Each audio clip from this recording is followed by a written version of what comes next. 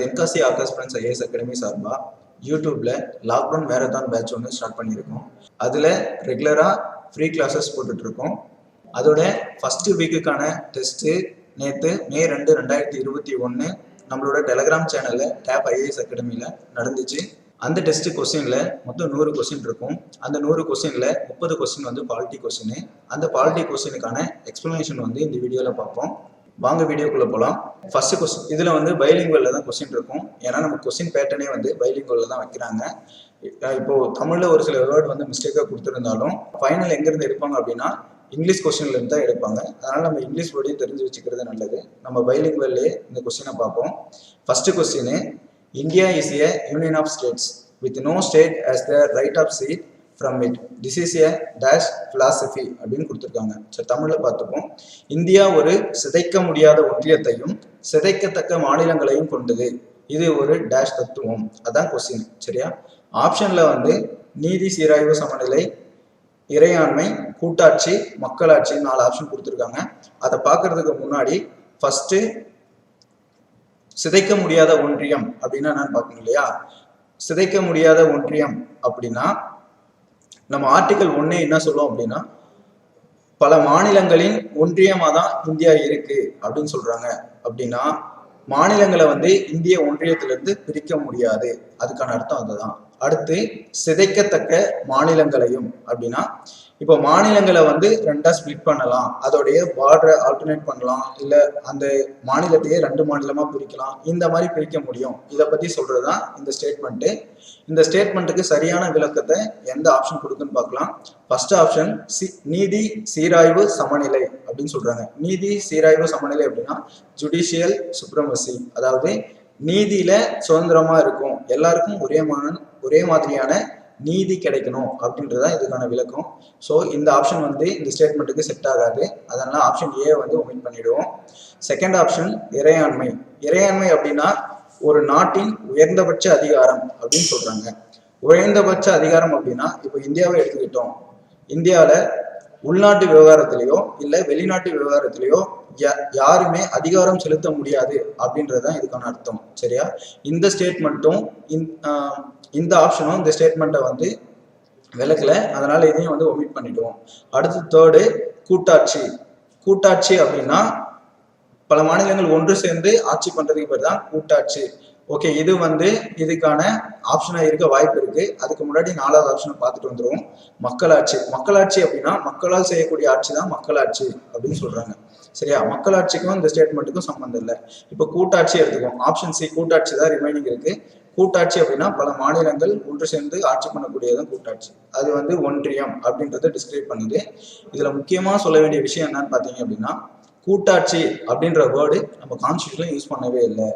அதுக்கு பதில் நம்ம டாக்டர் B.R. அம்பேத்கர் இருக்காரு இல்லையா, அவர் வந்து கூட்டாட்சிக்கு பதில் ஒன்றியம் அப்படின்ற வேர்டை யூஸ் பண்றாரு. சரியா? இப்போ இந்த கூட்டாட்சி வந்து நம்ம யூஸ் பண்றதும் கூட்டாட்சி தான், அமெரிக்கன் கான்ஸ்டியூஷன் யூஸ் பண்றதும் கூட்டாட்சி தான். இதுல என்ன டிஃபரன்ஸ் இருக்கு அப்படின்னா நம்ம யூஸ் பண்ற கூட்டாட்சி வந்து நம்ம எதையும் சைன் பண்ணி ஒரு ஒன்றியமா இல்லை. ஆனா அமெரிக்கால இருக்கக்கூடிய கூட்டாட்சி எப்படின்னா அவங்க இருக்கிற மொத்தம் 50 ஸ்டேட்டுமே அவங்க சைன் பண்ணிட்டு தான் ஒரு கூட்டாட்சியா வாழ்ந்துட்டு இருக்காங்க. சரிங்களா? இப்போ இதுக்கான ஆப்ஷன் வந்து சி கூட்டாட்சி தான் கரெக்ட்.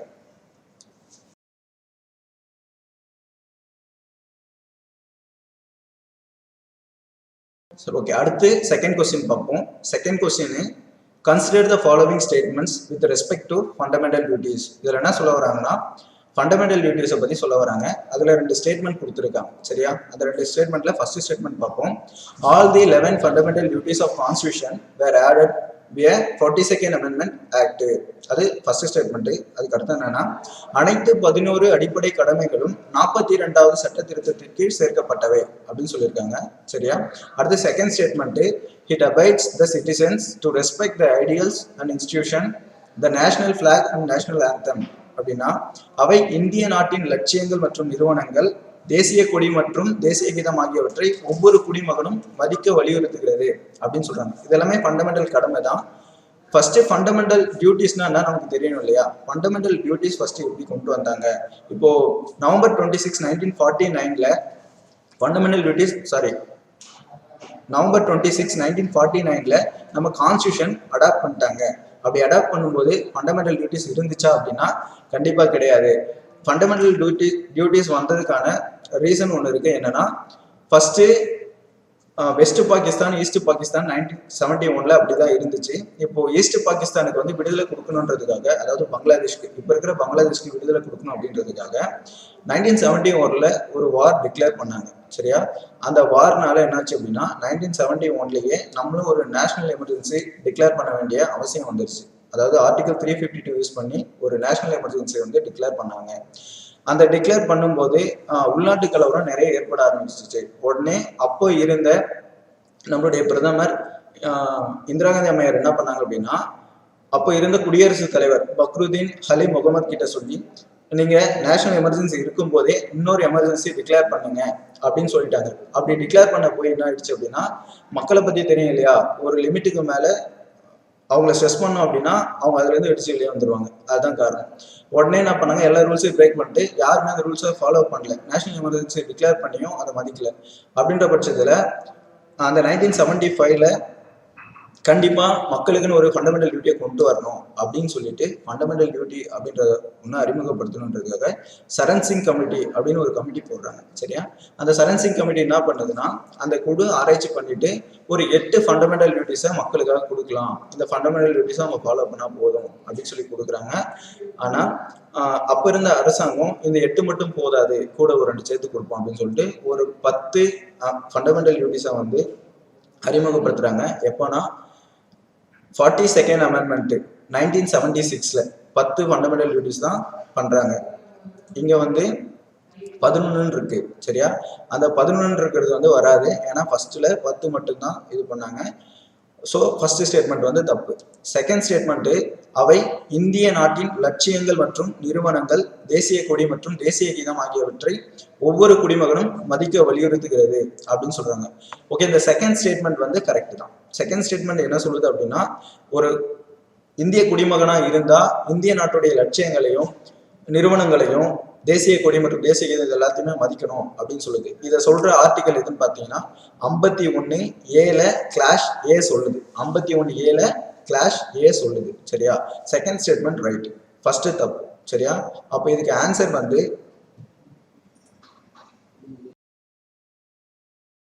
ஓகே, இதுக்கு ஆன்சர் வந்து 2 மட்டும் தான் சரி. ஏன்னா இதுல சரியானவற்றை தேர்ந்தெடுக்கும் அப்படின்னு சொல்லியிருக்காங்களா, அதனால 2 மட்டும் தான் சரி. அடுத்து தேர்ட் கொஸ்டின் பார்ப்போம். தேர்ட் கொஸ்டின் வந்து consider the following statements. Statement 1, a bill will be considered as act when it get passed in both the houses of parliament and get assent from the prime minister. Okay. Second statement, a resolution presented for voting at the 2 houses of parliament consider as a bill. இதுல வந்து choose the wrong statement அப்படின்னு சொல்லிருக்காங்க. தமிழ்ல பார்ப்போம். கீழ்கண்ட குற்றை கவனி. ஒரு சட்ட முன்வரைவு நாடாளுமன்றத்தின் ஈரவைகளிலும் ஏற்கப்பட்டு பிரதமரின் ஒப்புதல் பெறும்போது அது சட்டம் எனப்படுகிறது. பிரதமர் ஒப்புதல் பெற்றா அது சட்டமா மாறாது, பிரசிடென்ட் ஒப்புதல் பெற்றாதான் அது சட்டமா மாறும். சரியா? ஓகே ஓகே, அப்போ பிரதமர் வராது, பிரசிடென்ட் ஒப்புதல் பெறணும். அதனால ஃபர்ஸ்ட் ஸ்டேட்மெண்ட் தப்பு. ஓகே, அடுத்து செகண்ட் ஸ்டேட்மெண்ட், நாடாளுமன்றத்தில் ஈரவைகளின் ஏற்பு கோரி முன்மொழியப்படுவதே சட்ட முன்வரைவு அப்படின்னு சொல்றாங்க. ஆமா, ஒரு சட்டம் கொண்டு வரணும் அப்படின்னா சட்டத்துடைய முன்வரைவை ஃபர்ஸ்ட் நாடாளுமன்ற ஈரவைகளிலும் மக்களவை மாநிலங்களவைன்னு 2 அவைகளிலுமே கொண்டு வரணும். இது கரெக்ட். Statement 2 correct. சரிங்களா? இப்போ ஸ்டேட்மெண்ட் 1 தப்பு, 2 கரெக்ட். என்ன கேக்குறாங்க, தவறான கூற்றை தேர்ந்தெடுக்கவும் அப்படின்னு கேக்குறாங்க. இதுல 1 மட்டும்தான் தப்பு. அப்போ 1 தப்பு, ஆப்ஷன் ஏ தான் ரைட். ஓகே, அடுத்து fourth question. Each house has full authority to regulate its procedure within the limits of the constitution. Neither house by itself constitutes parliament. Who says this ன்னு கேக்குறாங்க. சரியா? அதாவது மக்களவை மாநிலங்களவை ஈரவைகளும் இணைந்தது இந்திய நாடாளுமன்றம் ஆகும். 2இல் ஒரு அவை இல்லாமல் நாடாளுமன்றம் இயங்க முடியாது.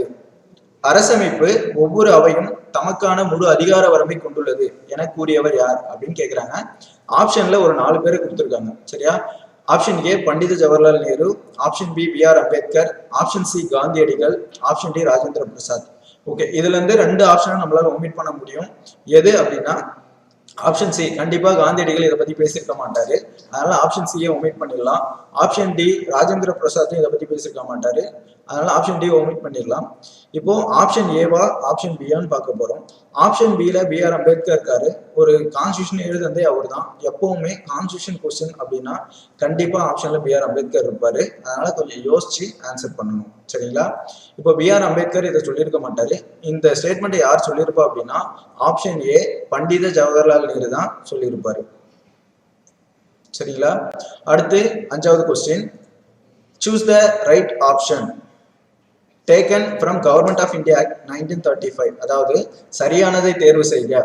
1935 இந்திய அரசாங்க சட்டத்திலிருந்து எடுத்துக்கொள்ளப்பட்டவைகள் யாவை அப்படின்னு கேட்குறாங்க. 1935 இந்திய அரசாங்க சட்டம் போட்டாங்கன்றது நமக்கு தெரியும். அந்த இந்திய அரசாங்க சட்டத்துடைய 1935 மறுபதிப்பு தான் நம்ம இப்போ யூஸ் பண்ற இந்தியன் கான்ஸ்டியூஷன் அப்படின்னு சொல்றாங்க. ஏன் அப்படி சொல்றாங்க அப்படின்னா 60% அதிகமான டேட்டா எங்க இருந்து எடுத்திருக்காங்க அப்படின்னா நம்ம 1935 இந்திய அரசாங்க சட்டத்துல இருந்து எடுத்திருக்காங்க. நமக்கு தெரியும் இப்போ நம்ம கான்ஸ்டியூஷன் வந்து ஏதோ ஒரு கண்ட்ரியை பார்த்து எழுதுறது கிடையாது, மொத்தம் 60 கண்ட்ரில இருந்து டேட்டா எடுத்து தான் நம்ம கான்ஸ்டியூஷன் எழுதியிருக்காங்க. அதுல பெரும்பாலும் 60% அபோவ் வந்து 1935 இந்திய அரசாங்க சட்டத்துல இருந்து எடுத்திருக்காங்க. சரி, இதுல ஃபர்ஸ்ட் பாயிண்ட் கூட்டாட்சி விதிகள். 1935 இந்திய அரசாங்க சட்டத்துல கூட்டாட்சி விதிகள் கொடுத்துருக்காங்க அப்படின்னா கண்டிப்பா கொடுத்துருக்காங்க. ஏன்னா அப்போ மாகாண அரசுன்னு ஒண்ணு இருந்துச்சு, சுதேச அரசுன்னு ஒண்ணு இருந்துச்சு. இந்த மாகாண அரசும் சுதேச அரசும் சேர்ந்து தான் கூட்டாட்சி விதியை கூட்டாட்சி அமைக்கணும் அப்படின்றது சொல்லியிருந்தாங்க. அப்போ அதுக்கான கூட்டாட்சி விதிகள் கொடுத்துருந்தாங்க. ஆனா அங்க ஒரு ஃபெயிலியர் ஆயிப்போச்சு. என்னன்னா சுதேச அரசுகள் வந்து இந்த கூட்டாட்சி விதியை ஒத்துக்கிட்டு வரல, எங்களால முடியாதுன்னவே அது ஃபெயிலியர் ஆயிட்டு. அடுத்து 2வது ஸ்டேட்மெண்ட் ஆளுநர் பதவி. ஆளுநர் பதவி கண்டிப்பா இருந்துச்சு, ஆளுநர் பதவியை பத்தியும் சொல்லியிருந்தாங்க. ஆப்ஷன் 3 நீதித்துறை.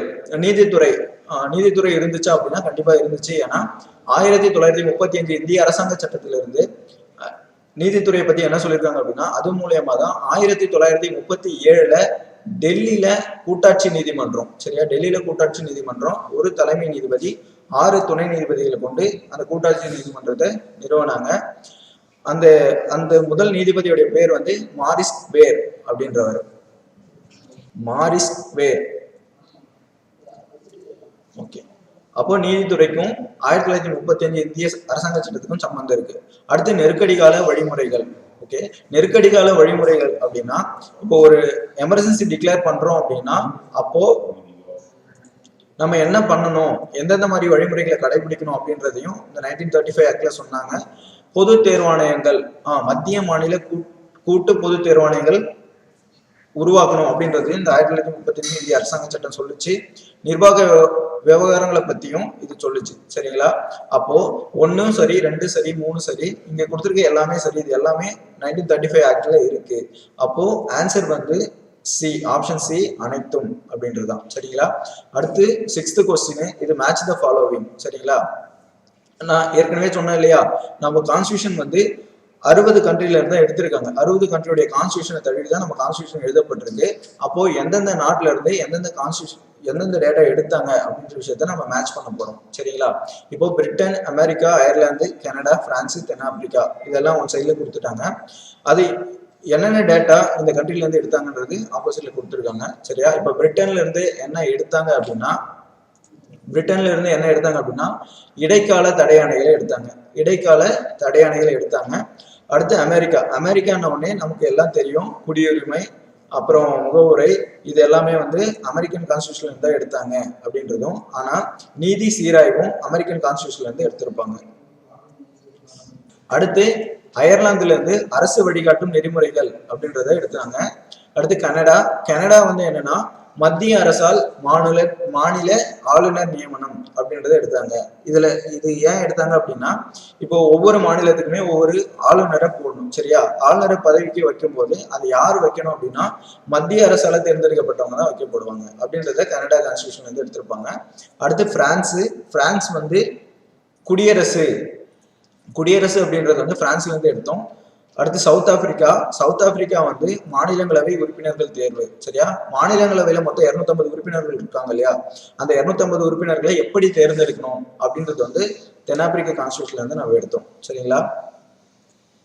அப்போ இதுக்கு ஆப்ஷன் வந்து ஓகே, பிரிட்டன் வந்து இடைக்கால தடை ஆணைகள், அமெரிக்கா நீதி சீராய்வு அப்படின்னா 2 3 1 5 4 6 2 3 1 5 4 6. ஆப்ஷன் சி தான் இதுக்கான ஆன்சர்.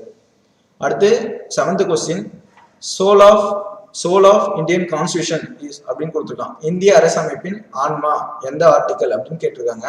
சரியா, சரத்து 21, அதாவது ஆர்டிகல் 21 என்ன சொல்லும் அப்படின்னா தனிநபர் சுதந்திரத்தை பத்தி சொல்லும். சரிங்களா.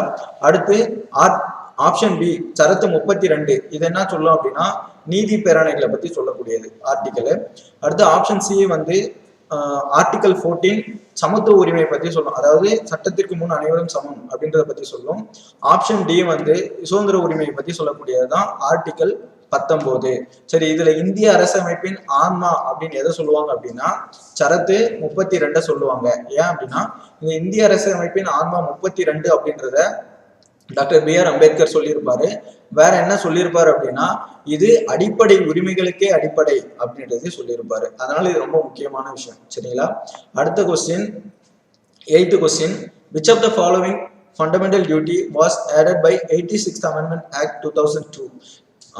அப்படி கொடுத்துட்டு அதுல ஸ்டேட்மெண்ட் வந்து ஒரு 4 ஸ்டேட்மெண்ட் கொடுத்துருக்காங்க. இந்த 4 ஸ்டேட்மெண்ட்ல எது 86வது சட்ட திருத்தம் 2002 படி சேர்க்கப்பட்ட கடமை அப்படின்னு சொல்லி கேட்டிருக்காங்க.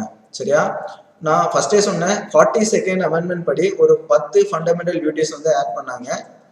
அதுல இல்லாத ஒண்ணு 86th அமெண்ட்மெண்ட் 2002ல 11வது கடமையை ஆட் பண்ணாங்க. சரியா, அந்த கடமை தான் எதுன்னு பார்க்க போறோம். இதுல ஆப்ஷன் ஏ இறையாண்மை, ஒற்றுமை, ஒருமைப்பாடு ஆகியவற்றை போற்றுதல் வேண்டும். இது வந்து 51A சி கிளாஸ் சில வச்சிருக்காங்க. அதே மாதிரி பி வந்து ஆப்ஷன் பி வந்து பெண்களின் மாண்புக்கு பாதிப்பு ஏற்படுத்தும் நடவடிக்கைகளை கைவிட வேண்டும். ஓகேவா, இதுவுமே அந்த 10 ஃபண்டமெண்டல் டியூட்டில வந்துடும். அடுத்து ஆப்ஷன் டி பாத்தீங்க அப்படின்னா அரசின் மாண்புகளுக்கு மரியாதை அளிக்க வேண்டும். இதுவும் ஃபர்ஸ்ட் கொண்டு வந்து 10 ஃபண்டமெண்டல் டியூட்டில வந்துருச்சு. அப்படின்னா அதுல வராத ஒண்ணு 6 முதல் 14 வயதுக்குட்பட்ட சிறார்களுக்கு கல்வி பெறும் வாய்ப்புகளை வழங்க வேண்டும் அப்படின்றது. ஃபர்ஸ்ட் இது எங்க இருந்துச்சு அப்படின்னா ஆர்டிகல் 45ல இருந்துச்சு. ஆர்டிகல் 45ல என்ன இருந்துச்சு அப்படின்னா இளம் சிறார்களுக்கு பாதுகாக்கப்பட்ட கல்வி வழங்கணும் அப்படின்னு இருந்துச்சு. சரிங்க சார், இது ஆல்ரெடி ஆர்டிகல்ல தான் இருக்கு, 45th ஆர்டிகல்ல இருக்கும் போது இதை எதுக்கு அமெண்ட்மெண்ட் பண்ணி ஆர்டிகல் 21A வைக்கணும் அப்படின்னா அது வந்து டிபிஎஸ்பில இருந்துச்சு. டிபிஎஸ்பின்றது வந்து ஸ்டேட் கவர்மெண்ட் ஃபாலோ பண்ணக்கூடிய ரூல்ஸ். அதை ஃபாலோ பண்ணலைன்னா கூட எந்த கோர்ட்லயோ எங்கேயுமே வந்து அதை பத்தி கொஸ்டின் ரைஸ் பண்ண முடியாது. இது வந்து அடிப்படை உரிமை அப்படின்றதால கண்டிப்பா இதை பத்தி கொஸ்டின் ரைஸ் பண்ணணும் அப்படின்னு சொல்லிட்டு அந்த ஆர்டிகல் 45 அமெண்ட்மெண்ட் பண்ணி தான் ஆர்டிகல் 21A இதை வச்சாங்க. சரிங்களா. இதுக்கு வந்து ஆப்ஷன் சி 6 முதல் 14 வயதுக்குட்பட்ட சிறார்களுக்கு கல்வி பெறும் வாய்ப்புகளை வழங்க வேண்டும் அப்படின்றது தான். அடுத்த கொஸ்டின் வந்து 9th question, who amended the Citizenship Act 1955 in the year 11th December 2019 அப்படின்னு கொடுத்துருக்காங்க. இதில் ஆப்ஷன், அதாவது 11 டிசம்பர் 2019 யாரால் குடியுரிமை சட்டம் 1955 திருத்தம் செய்யப்பட்டது அப்படின்னு கேட்டிருக்காங்க. இந்த குடியுரிமை திருத்த சட்டம் அப்படின்னா என்ன தெரியும் இல்லையா. ஆக்சுவலி இந்த 11 டிசம்பர் 2019 என்ன பண்ணாங்க அப்படின்னா 2014 டிசம்பர் 31க்கு முன்னாடி இந்தியாவுக்கு வந்த பாகிஸ்தான், ஆப்கானிஸ்தான், வெஸ்ட் பெங்கால் இல்ல பங்களாதேஷ், இந்த 3 கண்ட்ரில இருந்து இஸ்லாமியர்களை தவிர்த்து வந்த இந்துக்கள், கிறிஸ்துவர்கள், பார்சிகள், பௌத்தர்கள், சமணர்கள் இவங்கெல்லாம் வந்து இங்க வந்தவங்களுக்கு குடியுரிமை நம்ம தரலாம். சரியா, இஸ்லாமியர் அல்லாதவர்களுக்கு மட்டும் குடியுரிமை தரலாம் அப்படின்றதுதான் இந்த குடியுரிமை திருத்த சட்டத்துல சொல்லியிருப்பாங்க.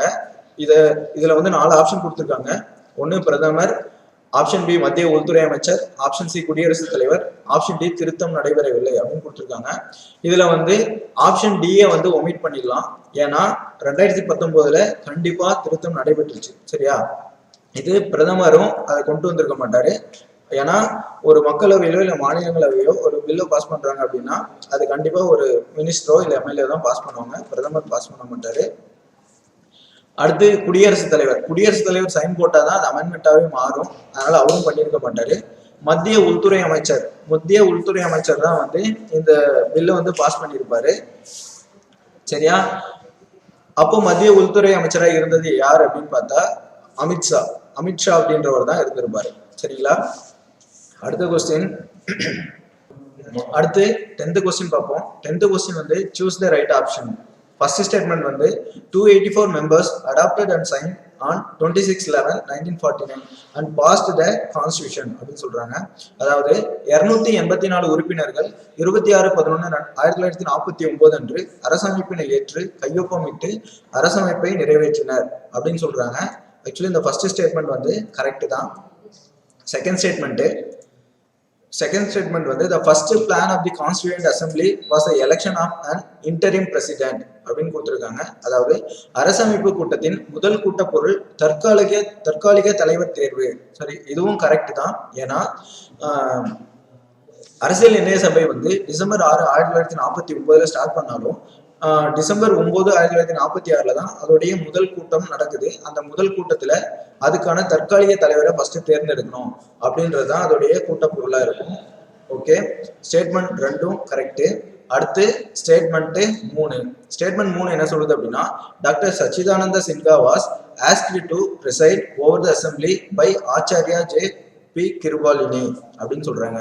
அதாவது ஆச்சாரியா ஜே.பி. கிருபாலினி ஐக்கியமான போது அவர்கள் டாக்டர் சச்சிதானந்த சின்ஹாவை தற்காலிக தலைவராக தலைமையேற்று நடத்தும்படி கேட்டுக்கொண்டார். இந்த டிசம்பர் 9 1946 நடந்த கூட்டத்துல நீங்க தான் தலைமை ஏற்றுக்கணும், தற்காலிக தலைவராக தலைமை ஏற்றுக்கங்க அப்படின்னு சொல்லி சச்சிதானந்த சின்ஹாவை ஜே.பி. கிருபாலினி தான் சொல்லுவாரு. ஸோ ஸ்டேட்மெண்ட் 3யும் கரெக்ட். அடுத்து ஸ்டேட்மெண்ட் 4 என்ன இருக்குன்னு பார்த்தா, discussion in the constituent assembly from 9 December 1946 to 24 January 1950 consist of 13 session அப்படின்னு கொடுத்துருக்காங்க. சரியா, அதாவது 9 டிசம்பர் 1946 முதல் 24 ஜனவரி 1950 வரை அரசமைப்பு நிர்ணய சபையில் நிகழ்ந்த விவாதங்களின் தொகுப்பு 13 தொகுதிகளாகும் அப்படின்னு சொல்லி கொடுத்துருக்காங்க. ஆக்சுவலி இது தப்பு. என்னன்னா 13 வராது, 12 தான் வரும். சரிங்களா, இப்போ ஸ்டேட்மெண்ட்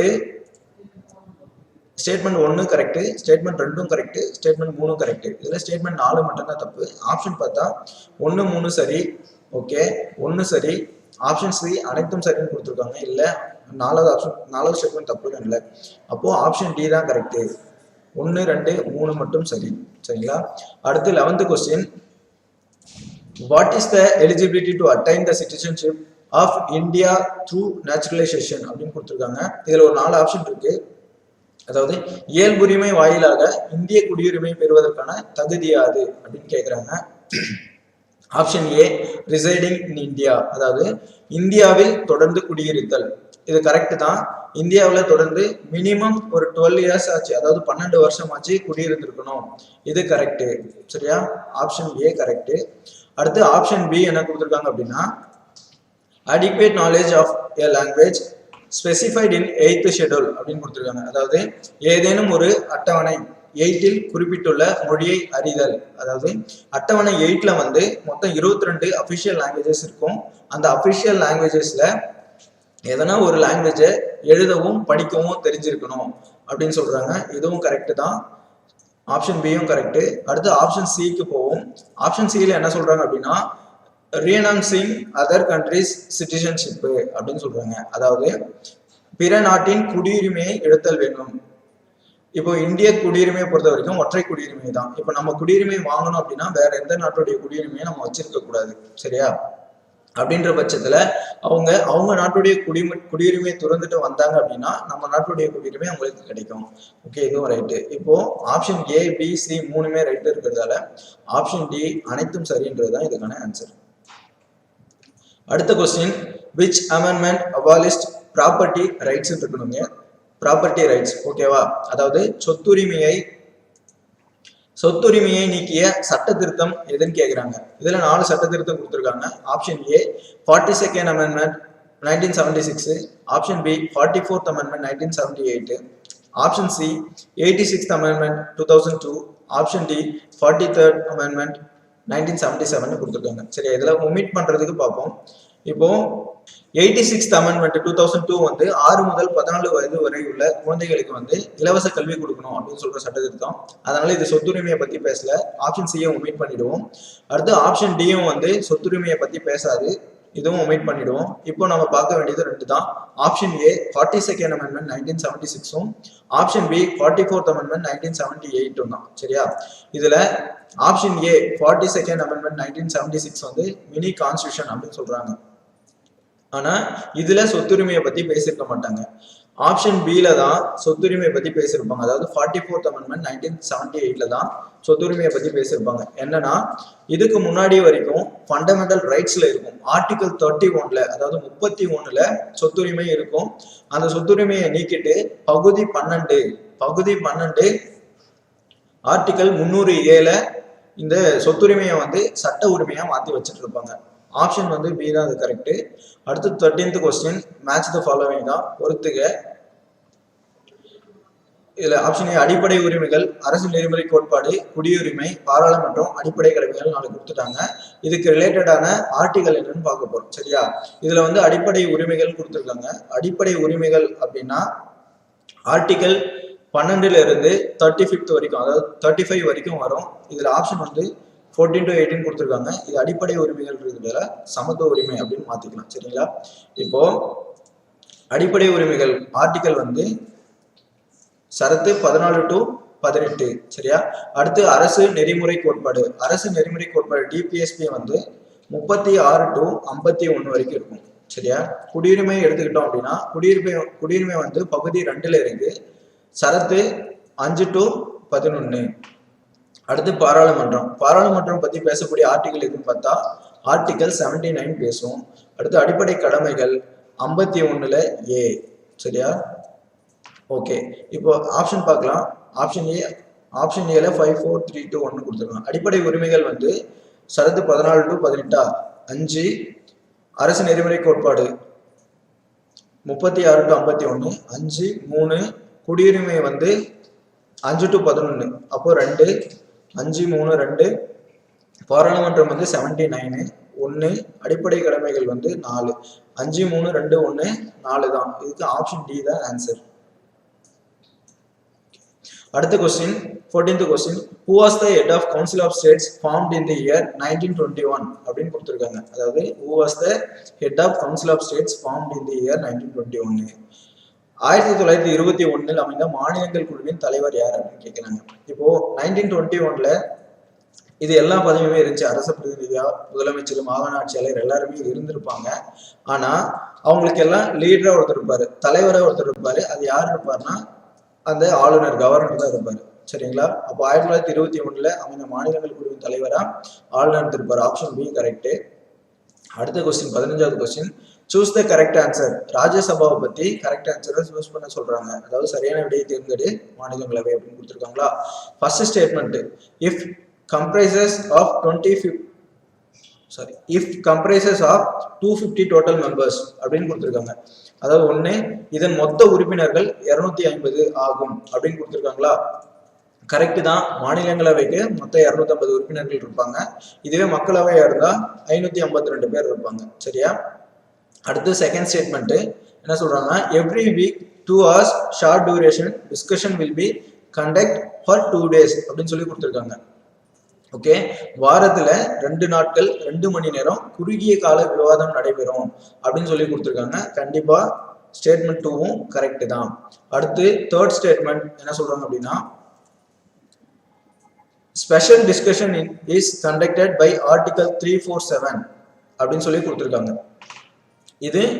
இது தப்பு. ஏன்னா இந்த 347 ஆர்டிகல் என்ன பண்ணோம் அப்படின்னா சில மக்களுடைய அபிஷியல் லாங்குவேஜஸை பத்தி பேசக்கூடியதான் இந்த 347. இதுக்கும் மாநிலங்களவைக்கும் சம்பந்தம் இல்லை. சரியா? அப்போ இது தப்பு. தேர்ட் ஸ்டேட்மெண்ட் தப்பு. அடுத்து ஃபோர்த் ஸ்டேட்மெண்ட், 12 மெம்பர்ஸ் வேர் நாமினேட்டட் அப்படின்னு கொடுத்துருக்காங்களா? இப்போ மாநிலங்களவையை பொறுத்த வரைக்கும் 12 உறுப்பினர்கள் நியமனம் செய்யப்படுறாங்க. இது கரெக்ட் தான். மக்களவையா இருந்தா 2 பேர் நியமனம் பண்ணுவாங்க. ஸோ ஆப்ஷன் பார்ப்போம். ஆப்ஷன் ஏ 1 and 2 மட்டும் சரி. ஆப்ஷன் பி 1 மற்றும் 4 மட்டும் சரி. ஆப்ஷன் சி 1 2 மற்றும் 4 மட்டும் சரி. ஆப்ஷன் டி அனைத்தும் சரின்னு கொடுத்துருக்காங்க. இப்போ இதுல 3வது ஸ்டேட்மெண்ட் தப்புன்றதால ஆப்ஷன் சி தான் கரெக்ட் ஆன்சர். 1 2 மற்றும் 4 மட்டும் சரி. சரியா? Question number 16. In 1954 who was the education minister of Tamil Nadu அப்படின்னு கேட்டிருக்காங்க. சரியா? 1954ல தமிழகத்தின் கல்வி அமைச்சர் யாருன்னு கேட்டிருக்காங்க. நமக்கு தெரியும் 1952ல ஒரு எலெக்ஷன் நடந்துச்சு. அந்த 1952 எலெக்ஷன் படி ராஜாஜி வந்து சிஎம்மா இருப்பாரு 1952ல இருந்து 54 வரைக்கும். சரியா?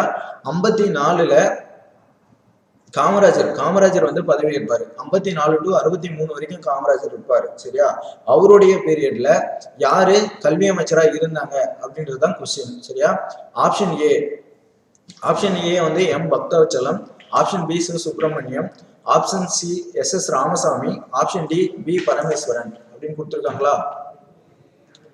இதுல எம் பக்தவச்சலம் என்னவா இருந்தார் அப்படின்னா அக்ரிகல்ச்சர் அண்ட் ஃபாரஸ்ட்ரி டிபார்ட்மெண்ட்டுக்கு வந்து மினிஸ்டரா இருந்திருப்பாரு எம் பக்தவச்சலம். அதே மாதிரி சி சுப்பிரமணியம் அவரை எடுத்துக்கிட்டோம் அப்படின்னா இவரு வந்து ஃபினான்ஸ் அண்ட் எஜுகேஷன் மினிஸ்டரா இருப்பாரு C Subramaniam. Okay right. Option C S Ramasamy என்னவா இருந்திருப்பாரு அப்படின்னா லோக்கல் அட்மினிஸ்ட்ரேஷன் மினிஸ்ட்ரியா இருந்திருப்பாரு. அடுத்து பி பரமேஸ்வரன் எடுத்துட்டா இவர் வந்து டிரான்ஸ்போர்ட்ல இருப்பாரு.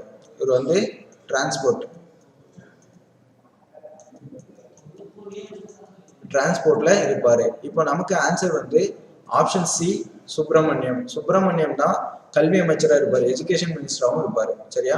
அடுத்த கொஸ்டின் 17வது question. First statement first session was held on 3/5/1952 அப்படின்னு கொடுத்துருக்கான். செகண்ட் ஸ்டேட்மெண்ட் பை 333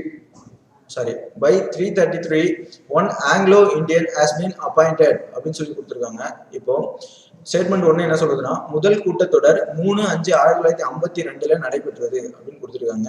ஸ்டேட்மெண்ட் 2 விதி 333 படி ஒரு ஆங்கிலோ இந்தியர் நியமனம் செய்யலாம் அப்படின்னு சொல்றாங்க. இப்போ இந்த 2 ஸ்டேட்மெண்ட்டும் எதை விவரிக்கிறது அப்படின்னு கேட்டிருக்காங்க. 4 ஆப்ஷன் கொடுத்துருக்காங்க. 1 ஆப்ஷன் ஏ மக்களவை, ஆப்ஷன் பி மாநிலங்களவை, ஆப்ஷன் சி தமிழக சட்டமன்றம், ஆப்ஷன் டி அனைத்தும் கொடுத்துருக்காங்க. இதுல அனைத்தும்ன்றது வராது. ஏன்னா நமக்கு தெரியும் இப்போ மக்களவை அப்படின்னு எடுத்துட்டா மக்களவை எப்ப ஸ்டார்ட் பண்ணாங்க? மே 13 ஸ்டார்ட் பண்ணியிருப்பாங்க. மக்களவை மே 13 ஸ்டார்ட் பண்ணியிருப்பாங்க. மாநிலங்களவை ஏப்ரல் 3 ஸ்டார்ட் பண்ணியிருப்பாங்க. இப்போ ஃபர்ஸ்ட் ஸ்டேட்மெண்ட்டே நம்மளுக்கு டிஸ்கிரைப் பண்ணிருச்சு. ஆப்ஷன் ஏவும் வராது, ஆப்ஷன் பியும் வராது. ஆப்ஷன் ஏவும் வராது, ஆப்ஷன் பியும் வராதுன்னா ஆப்ஷன் டியும் வராது. அப்ப ஆன்சர் வந்து தமிழக சட்டமன்றமா தான் இருக்கும். தமிழக சட்டமன்றத்துல விதி 333 படி ஒரு ஆங்கிலோ இந்தியரை நியமனம் பண்றாங்க. சரியா?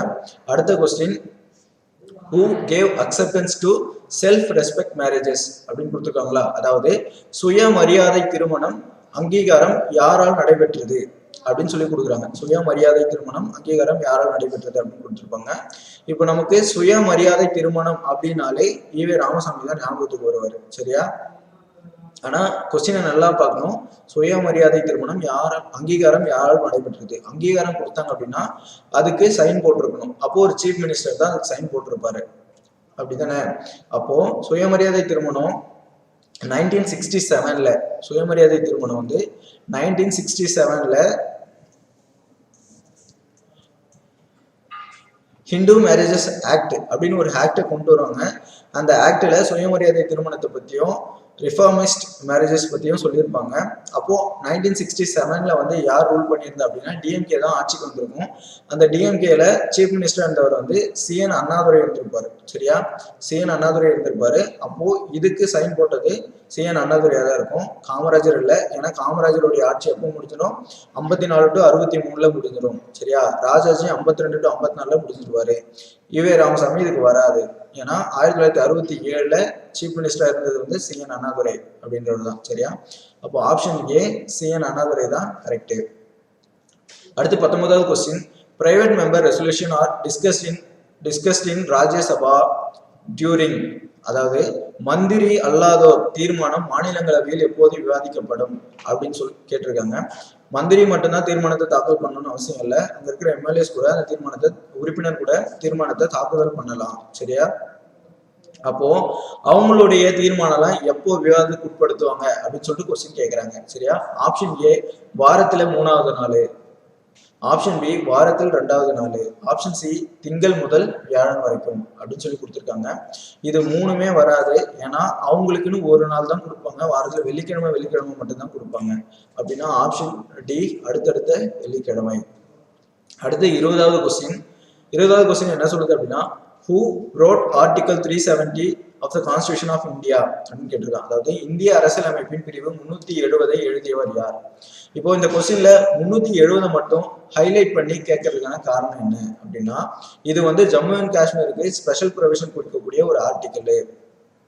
நம்ம ஆர்டிக்கலை ஃபுல்லா எழுதுறது யாருன்னு நமக்கு தெரியும், அம்பேத்கர் தான் எழுதினாரு. அப்படி இருக்கும்போது அம்பேத்கர் ஃபர்ஸ்ட் ஆப்ஷன்ல வச்சிருக்காங்களா, கோபால்சாமி ஐயங்கார் இருக்காரு. கோபால்சாமி ஐயங்காரும் வந்து டிராஃப்ட் கமிட்டியில இருப்பாரு. அம்பேத்கர் டிராஃப்ட் கமிட்டியோட தலைவர். ஷேக் அப்துல்லா, சங்கரலிங்கனார் 4 பேர் ஆப்ஷன்ல கொடுத்துருக்காங்க. இப்போ பாதி பேர் எடுத்த உடனே அம்பேத்கர்னு ஆப்ஷன் வச்சுட்டு போயிடுவோம். ஆனா ஆப்ஷன் வந்து அம்பேத்கர் கிடையாது.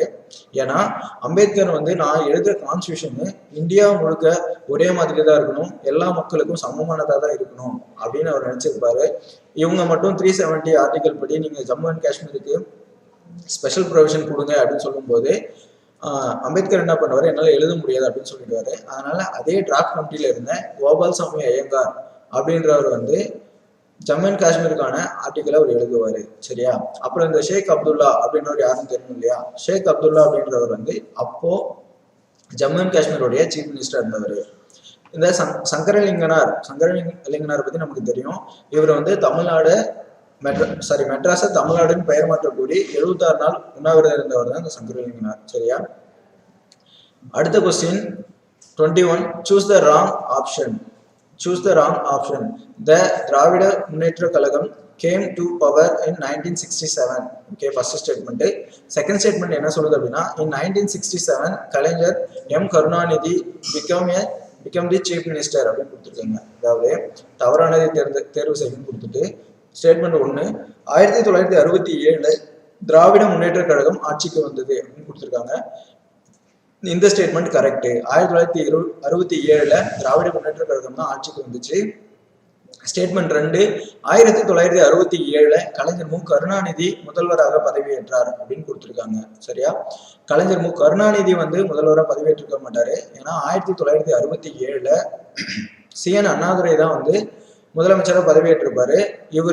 இவரு தான் அந்த பில்லுக்கு சைன் பண்ணியிருப்பாரு. அதாவது செல்ஃப் ரெஸ்பெக்ட் மேரேஜ் ஆக்டுக்கு வந்து சைன் பண்ணியிருப்பாரு. சொல்ல போனா சிஎன் அண்ணாதுரையுடைய முதல் சைனே இந்த ஃபைலுக்கு தான் போட்டாரு, இந்த ஆக்டுக்கு தான் போட்டாரு. சரியா? அப்போ மு கருணாநிதி வரமாட்டாரு. இங்க ஸ்டேட்மெண்ட் 1 ரைட்டு, ஸ்டேட்மெண்ட் 2 தப்பு. தவறானதை தேர்ந்தெடுக்கன்னு கேட்டிருக்காங்க. அப்போ ஸ்டேட்மெண்ட் 2 மட்டும்தான் தப்பு. சரிங்களா?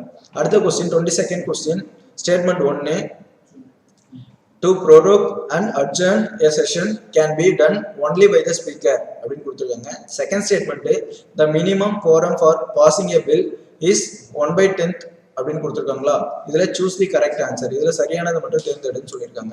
ஸ்டேட்மெண்ட் 1 அவையை கூட்டவும் முடிக்கவும் அதிகாரம் பெற்றவர் சபாநாயகர் அப்படின்னு கொடுத்துருக்காங்க. சபாநாயகர் கூட்ட மாட்டாரு. ஒரு கூட்டத்தொடர் கூடுறதுக்கு முன்னாடி, ஒரு மக்களவையோ மாநிலங்களவையோ கூடுறதுக்கு முன்னாடி பிரசிடென்ட் தான் அந்த அவைக்கு வந்து அட்ரஸ் பண்ணுவார். சரிங்களா? அப்போ ஸ்டேட்மெண்ட் 1 தப்பு. ஸ்டேட்மெண்ட் 2 என்ன சொல்லுது அப்படின்னா 1/10 உறுப்பினர்கள் இருந்தால் மட்டுமே வரைவு ஓட்டெடுப்பு நடத்த இயலும் அப்படின்னு கொடுத்துருக்காங்க. சரியானவற்றை தேர்ந்தெடு அப்படின்னு சொல்லியிருக்காங்களா? இப்போ ஸ்டேட்மெண்ட் 2 கரெக்ட் தான். மினிமம் 10ல் 1 பங்கு உறுப்பினராட்சி இருக்கணும். அப்படி இருந்தால் மட்டும்தான் வரைவு ஓட்டெடுப்பு நடத்த முடியும். ஓகேவா? அப்ப ஆன்சர் வந்து சரியானதை தேர்ந்தெடு அப்படின்னா 2 மட்டும்தான் சரி. ஸ்டேட்மெண்ட் 1 தப்பு. அடுத்து 23rd கொஸ்டின்.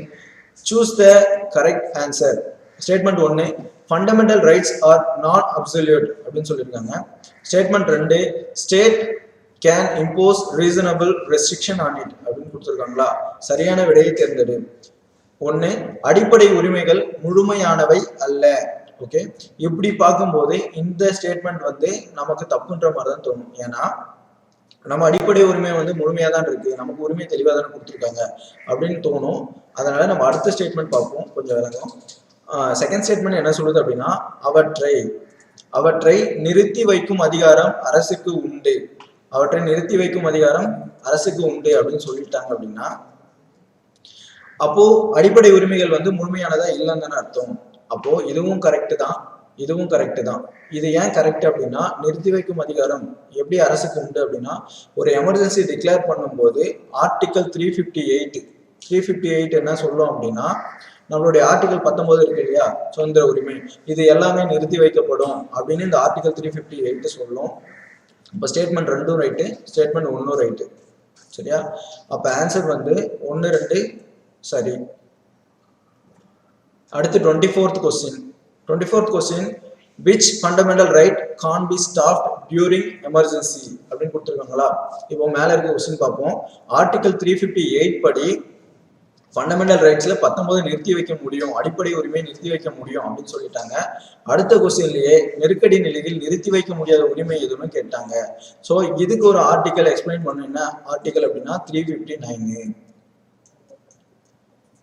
359 என்ன எக்ஸ்பிளைன் பண்ணோம் அப்படின்னா, ஆர்டிகல் 20 21 வந்து எந்த எமர்ஜென்சி டிக்ளேர் பண்ணாலும் நிறுத்தி வைக்கப்பட மாட்டாது அப்படின்னு சொல்லுவோம். ஏன்னா சரத்து 23 என்ன சொல்றது, ஆப்ஷன் ஏல இருக்க சரத்து 23 கொத்தடிமை முறை ஒழிப்பு பத்தி சொல்லும். அப்போ ஆப்ஷன் ஏ வராது. ஆப்ஷன் பி 20 மட்டும் தான் கொடுத்துருக்காங்க, 21 இதுல கொடுக்கல. ஆப்ஷன் சி 19 சுதந்திர உரிமையை வந்து நிறுத்தி வைக்க முடியும் ஆர்டிகல் 358 படி அப்படின்னு பார்த்தோமா. அப்போ ஆப்ஷன் சியும் வராது. இது ரெண்டுமே வராதுன்னா அனைத்தும் வராது. ஆப்ஷன் பி தான் கரெக்ட் ஆன்சர். சரியா? ஆர்டிகல் 20 அப்படின்னா என்னன்னா, ஒரு குற்றத்துக்கு ஒரு தண்டனை தான் கொடுக்கணும், திரும்ப திரும்ப தண்டனை கொடுக்கக்கூடாது அப்படின்றது 20 சொல்லும். 21 என்ன சொல்லணும்னா, தனிநபருடைய சுதந்திரத்தை பத்தி சொல்லக்கூடியதுதான் ஆர்டிகல் 21. அடுத்த question 25th, find the wrongly matched அப்படின்னு கொடுத்துட்டு option A end of commonwealth membership May 1947 கொடுத்துருக்கான். Option B national flag 22 July 1947 கொடுத்துருக்கான். Option C national song 24 January 1950.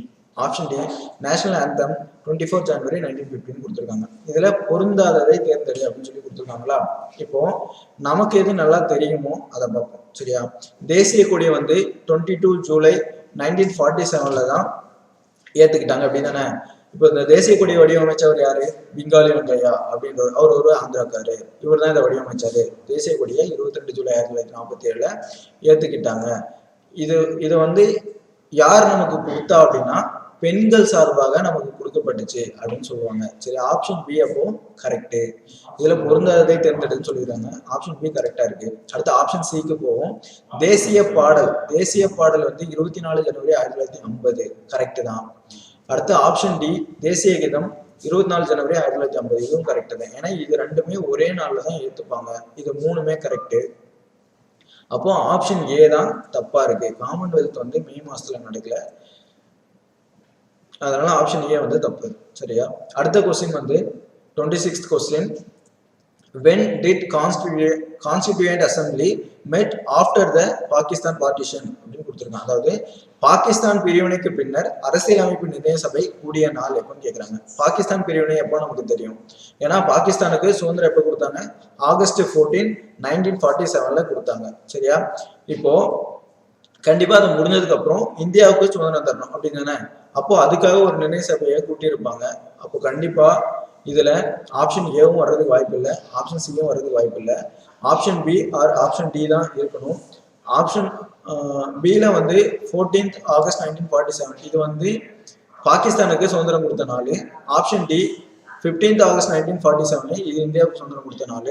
இங்க என்ன நடந்திருக்கும் அப்படின்னா, அவங்கள பிரிச்சு கொடுத்துட்டு, பாகிஸ்தானுக்கு பிரிவினையை பிரிச்சு கொடுத்துட்டு நமக்கு கான்ஸ்டியூஷனை கிரியேட் பண்றதுக்கான ஒரு கூட்டத்தையும் கூட்டியிருப்பாங்க. ஆகஸ்ட் 14 1947 அன்னைக்கு டேட்லயே ஒரு கூட்டத்தை கூட்டியிருப்பாங்க. சரியா? அடுத்த கொஸ்டின் வந்து village possessed a cruel reality of communalism and caste system, thus it will lead to the cornering of minorities set by. இதுல கிராமம் என்பது வகுப்புவாதம், ஜாதி அமைப்பு போன்ற கருமையான யதார்த்தத்தை கொண்டுள்ளன. இதனால் சிறுபான்மையினர் புறக்கணிக்கப்படும் நிலை உருவாகும் என்று கூறியவர் யார் அப்படின்னு கேட்டிருக்காங்க. இப்போ நமக்கு கிராமம் அப்படின்னாலே இப்போ ஆப்ஷன் பார்த்தோம்னா Mahatma Gandhi, option B Jawaharlal Nehru, option C Ambedkar, option D Rajaji அப்படின்னு கொடுத்துட்டாங்களா. இதுல ஈஸியா ஒமிட் பண்ணலாம். எதை ஒமிட் பண்ணலாம்னா ஆப்ஷன் டி ஒமிட் பண்ணலாம். ஏன்னா இதுல வந்து சாதி அமைப்பை பத்தி கொடுத்துருக்காங்க. ஆனா ராஜாஜி என்ன பண்ணிருப்பாரு, குலக்கல்வி திட்டத்தை கொண்டு வந்துருப்பாரு. அதனால இவர் இதுக்கான இந்த ஸ்டேட்மெண்ட்டுக்கு பொருத்தமா இருக்க மாட்டார், இவர் சொல்லியிருக்க மாட்டார், அப்படித்தானே. அடுத்து ஜவஹர்லால் நேருவை எடுத்துக்கிட்டோம் அப்படின்னா, ஜவஹர்லால் நேரு வந்து ஜென்ரலா தான் பேசுவாரே தவிர இந்த மாதிரி சமூக சீர்திருத்தத்தை பத்தி எந்த கோர்ஸும் கொடுத்துருக்க மாட்டாரு. அதை வச்சு ஜவஹர்லால் நேருவை ஒமிட் பண்ணிடலாம். இப்போ இவங்க 2 பேர், option A option C, Mahatma காந்தியும் அம்பேத்கரையும் எடுத்துப்போம். சரியா?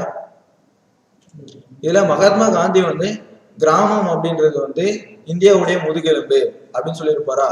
ஆக கிராமம்னு வந்துட்டாலே நம்ம மகாத்மா காந்தியை போட்டுறக்கூடாது. இதுல அடுத்த போர்டை பார்க்கணும். சாதி அமைப்பு போன்ற கருமையான யதார்த்தம் அப்படின்னு கொடுத்துருக்காரா?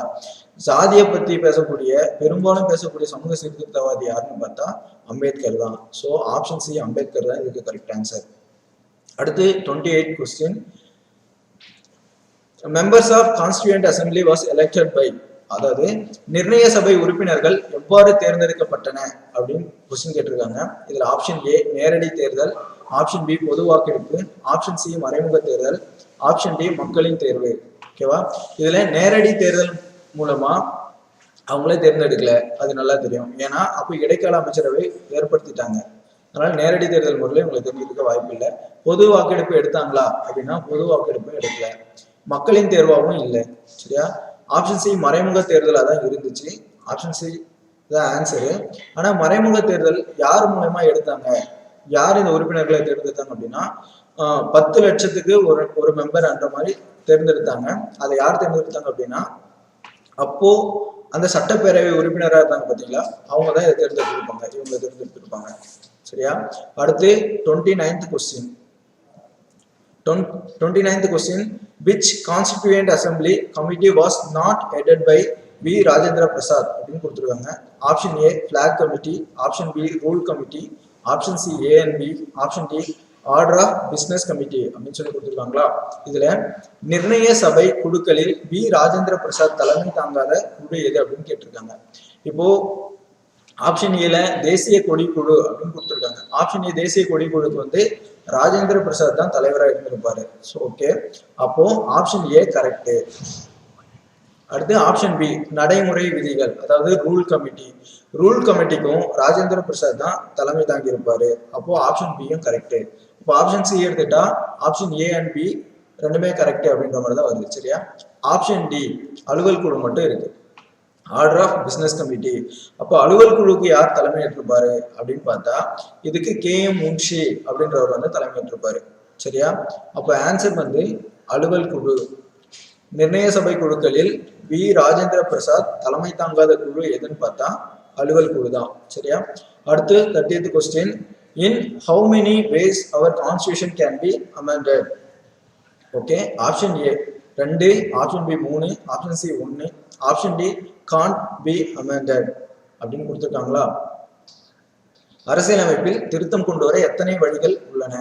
Option A 2, option B 3, option C 1, D வந்து திருத்தம் செய்ய இயலாது அப்படின்னு சொல்லி கொடுத்துருக்காங்க. கான்ஸ்டியூஷனல் அமெண்ட்மெண்ட்டை கண்டிப்பா பண்ண முடியும். அது எப்படின்னா ஆர்டிகல் 368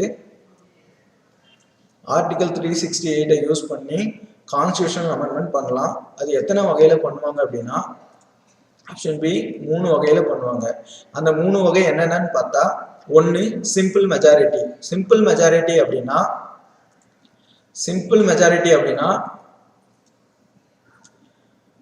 அப்போ பிரசன்ட் ஆயிருக்கிற ஒரு மக்களவையிலோ மாநிலங்களவையோ பிரசன்ட் ஆயிருக்கிற 50% உறுப்பினர்கள், அதுல 50% உறுப்பினர்கள் ஓட் பண்ணணும். அப்படி ஓட் பண்ணாலே சிம்பிள் மெஜாரிட்டியா அமெண்ட்மெண்ட் பண்ணிடலாம். இது வந்து ஃபர்ஸ்ட்.